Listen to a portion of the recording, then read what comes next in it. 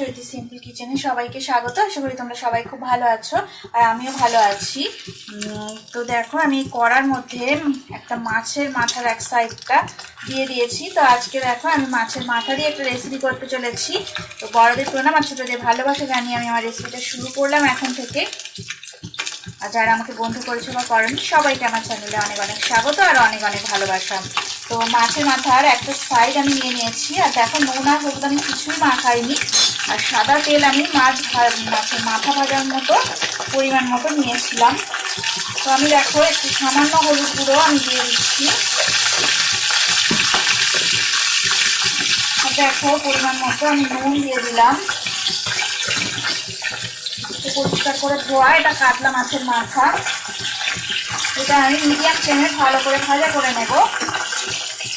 তো দেখো আমি সেই কাতলা মাছের মাথা ভেজে তুলে নিয়েছি আর দেখো শুকনো লঙ্কা আমি দিয়ে দিলাম তেলের মধ্যে আর একটু গোটা জিরে সাদা জিরে দিয়ে দিলাম। মিডিয়াম ফ্লেমে আমি রেখে দিয়েছি। দেখো আমি একটু অল্প করে পেঁয়াজ দিয়ে দিচ্ছি, তেলটা বেশ ভালোই গরম হয়ে আসছে। সামান্য পেঁয়াজ দিয়ে দিলাম। আমি একটা গোটা পেঁয়াজ নিয়ে একটা পেঁয়াজকে হাফ করে কেটে স্লাইস করে নিয়ে দিয়েছি। দেখো পেঁয়াজ দেওয়ার পর আমি পেঁয়াজ কুচি দেওয়ার পরে হলুদ আর নুন দিয়ে দিয়েছি, হলুদ গুঁড়ো আর নুন দিয়ে দিয়েছি। তো দেখো আমি পরিমাণ মতো আদা রসুন বাটা দিয়ে দিলাম।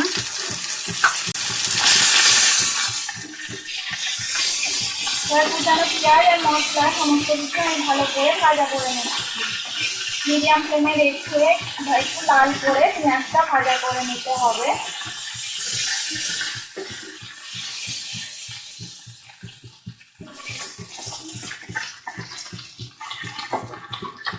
দেখো এবারে কাতলা মাছের মাথা যে ভাজা করেছিলাম সেই ভাজাগুলো আমি দিয়ে দিলাম। আমি একটু ভেঙে নিয়েছি মাছের মাথাটা, সামান্য একটু নাড়াচাড়া করে দিয়ে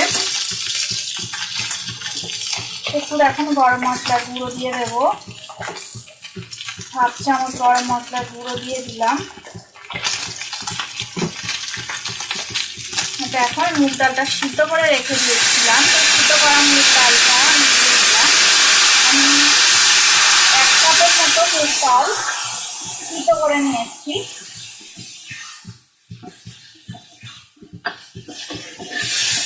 তো দেখো এবার একটু আমি জল দিয়ে দেবো পরিমাণ মতন। ফ্লেমটাকে আমি হাই ফ্লেমে করে দিলাম।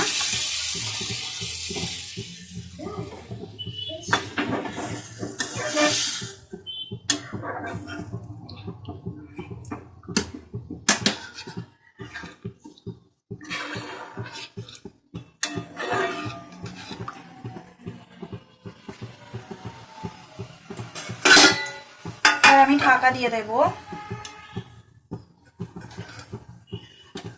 মিডিয়াম ফ্লেমে রেখে 10 মিনিট পর ফিরে আসছি। দেখো মাছের মাথা দিয়ে মুগ ডালের রেসিপি একদম রেডি হয়ে গেছে। তো আমি দেখো রেসিপিটা সার্ভ করে দিয়েছি।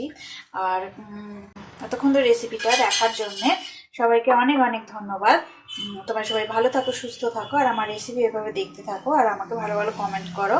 আমি আরও উৎসাহ পাবো আর নতুন রেসিপি দেবো তোমাদেরকে। এতক্ষণ ধরে রেসিপিটা দেখার জন্য সবাইকে অনেক অনেক ধন্যবাদ। পুরনো বন্ধুদের তো অনেক ধন্যবাদ আমাকে এগিয়ে নিয়ে যাওয়ার জন্য। আর নতুন বন্ধু যারা আছো তারা আমার চ্যানেলটা সাবস্ক্রাইব করে আমার পাশে থেকো। আজকের মতো টাটা, পরে আবার নতুন রেসিপি নিয়ে তোমাদের সঙ্গে দেখা হবে।